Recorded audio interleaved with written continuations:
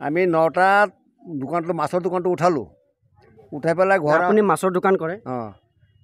দোকানটো উঠাই আহোঁতে 9:20 মান হ'ল, ঘৰ আহি পেলাই পালোঁ। আহি পেলাই পোৱাৰ পিছত দেখিলোঁ দৰ্জাখন লগাও আছে। দৰ্জাখন খুলিব নোৱাৰোঁ। ইয়াত চাইকেলখন থ'লোঁ, থৈ পেলাই খাৰা হৈ পেলাই ঘৰৰ মানুহজনক মাতিলোঁ। মাতাৰ পিছত মানুহজনে মাত বোল নিদিয়ে। তাকো এই চাইকেলখন থৈ মাত বোল যে নিদিয়ে, তেতিয়া দৰ্জাটো যেন তেন কৰি মই খুলিলোঁ। খোলাৰ পিছত ভিতৰলৈ সোমালোঁ। সোমাই দেখিলোঁ পকা ঘৰৰ ওচৰ আছাম টাইপ ঘৰটো, ঘৰৰ বাহিৰতেই লগতেই দৰ্জাখন আছে, কাঠৰ দৰ্জা। তাত বাহিৰৰ ছাইডত মানে তালাও লগাও আছে। তালা লগাৱাৰ পিছত মই তালাটো ভাঙিব নোৱাৰোঁ, খুলিবও নোৱাৰোঁ। তাত এই খিৰিকীখনৰ দৰ্জাখনৰ এইফালে ফাঁক এটা আছে, সেই ফাঁকটিটো পেলাই মই চালোঁ বিছনাখনত, মানুহজন ক'লৈ গ'ল। মই ভাবিলোঁ টোপনি গ'লগৈ কিজানি। দেখিলোঁ যে মানুহজন নাই। ঘৰত কি দৰ্জাত তলা মাৰা আছিলে? তলা মাৰা, বাহিৰত তলা মাৰা আছিলে। আচ্ছা। তাৰপিছত দেখিলোঁ বিছনাত দুটা পোৱালি, এটা পোৱালি হ'ল 9 বছৰৰ, এটা পোৱালি হ'ল 7 বছৰৰ।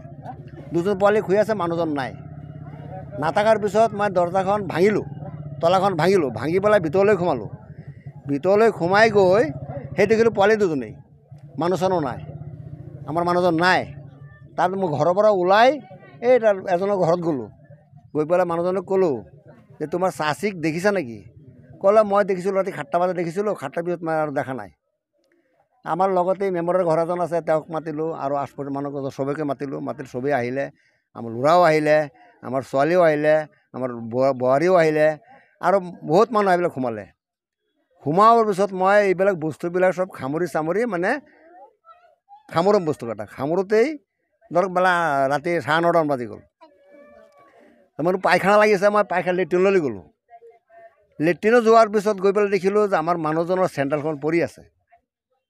তো চবকে মাতিলোঁ, চবেই গ'ল, গৈ পেলাই দেখিলোঁ চেণ্ডেলটো পালে। আৰু কিবা কাপোৰ কানি পৰি আছিলে বুলি জানিব পৰা গৈছে। তাৰপিছত এই মই পায়খানাটো কৰি পেলাই আহিলোঁ। অহাৰ পিছত চেণ্ডেলটো দেখালোঁ, দেখোঁতে চেণ্ডেলটো পালেই। বাঁহৰ হেৰিটো নালত এটা কাঁচি এখন লগালোঁ। কাঁচি লগাই এনেকৈ মানে টানিলোঁ পিছাৰিখনত। টানোতে এখন মেখেলা পালোঁ আৰু এখন কাপোৰ পালোঁ। আধা টুকুৰা, কিন্তু পূৰা কাপোৰ নহয়, আধা কাপোৰ। আপোনাৰ নিজৰে পুখুৰী নে? আমাৰ নিজৰ পুখুৰী হয়। তাৰপিছত মই সন্দেহ কৰিলোঁ যে ইয়াত পানীতে পৰিছে নেকি মানুহজন। নামিলোঁ, বহুত মানুহ আছিলে, নামিলোঁ, বুকু পানী বাট নামি পেলাই বিচাৰিলোঁ, মানুহজন নাই। তাৰপিছত চিন্তা ভাৱনা লাগি গ'ল, জাহাৰ ডুবাই আমাৰ পৰবাই গুলিয়াই দৌৰাদৌৰি কৰোঁতে ৰাতি বাজি গ'ল 10:30। তাৰপিছত গোটাইটো ৰাতি ঘৰত বহি থাকিলোঁ। বহাৰ পিছতেই ৰাতিপুৱা উঠিলোঁ, উঠি পেলাই ইফালে বিচাৰিলোঁ, নাই, মানুহজন নাই। এই বাবুল বুলি এটা মানুহ, আমাৰ ঘৰৰ পূবফালেই ঘৰ, তেওঁৰ নদীৰ কিনাৰতেই, তেওঁ কৈছে যে মানুহজন ইয়াত পৰি আছে। তেতিয়া আমি তেওঁ কেনেকুৱা গম পালে? তেওঁ আহিছিলে, মাছ মাৰি আছিল যে, মাছ উঠাই আছিলে, মাছ উঠাওঁতেই মানে মানুহজনক দেখিলে। দেখাৰ পিছত আমি দৌৰাদৌৰি কৰি পেলাই গ'লোঁ, গৈ পেলাই দেখিলোঁ হয় আমাৰ মানুহজনেই। এইখিনি আমি জানো। হয়, ইতিমধ্যে আমি আপোনালোকক কৈছিলোঁ যে আমি আহি কিনে সেই পৰিয়ালৰ কাষত আহি কিনে উপস্থিত হৈছোঁ, আৰু যিগৰাকী মহিলা নদীত পৰি থকা, প্ৰথমে আপোনালোকক বাতৰি পৰিৱেশন কৰিছিলোঁ আমি, তাৰ পাছতে আমি আহি কিনে পৰিয়ালৰ কাষত থিয় দিছোঁ, আৰু পৰিয়ালৰ পৰা ইতিমধ্যে আপোনালোকক মন্তব্য দিছোঁ, আৰু আমি যথেষ্টখিনি ৰাইজৰ পৰা মন্তব্য লৈছোঁ, ৰাইজৰ পৰা জানিব পাৰিছোঁ মহিলাগৰাকীৰ কাণেদি তেজ ওলাই আছে, আৰু তেওঁৰ কপালতো আঘাত আছে, আৰু বহুতো চিহ্ন এতিয়ালৈকে পোৱা গৈছে।